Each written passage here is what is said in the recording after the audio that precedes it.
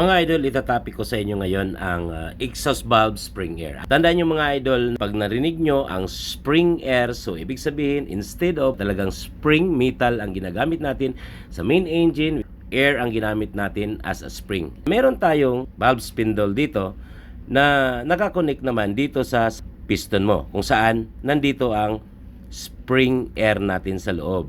So ngayon, etong spindle na ito ay connected dito sa piston. Ito yung cylinder kung saan nandito ang spring air.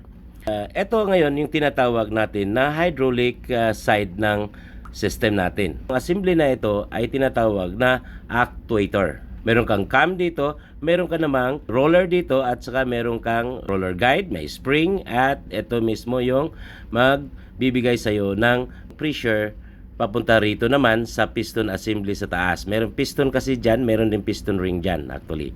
So ngayon mga idol, paano siya nagtatrabaho? Meron tayong air continuously na nagsusupply dyan sa cylinder natin. Ibig sabihin, yung air na yan ay, lalo na kung stop tayo, laging nakasarado ang mga exhaust valves natin.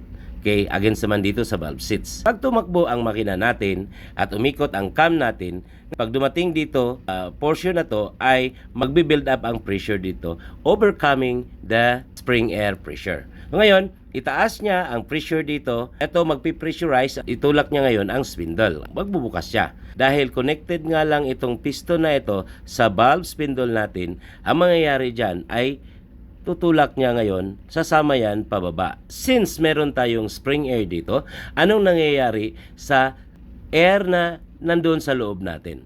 Since air is compressible in nature, may nangyaring compression habang ito ay bumaba. Ngayon, kailangan meron kang mangyayaring compression dito dahil doon mag-a-act as spring ang air mo. Paano isiguraduhin yan na kailangang tataas ang pressure during the opening of your exhaust valve? Kailangan lagyan natin dito ng non-return valve. So ngayon mga idol, dahil sa pagtaas ng pressure, meron kang nangyaring compression dito dahil sa non-return valve dito, nagkakaroon siya ng potential energy para sa time na wala na ang kamo sa pinaka-peak niya ay babagsak ang pressure na yan at automatic ay magsasarado ka agad siya. Babalik siya doon sa closed position.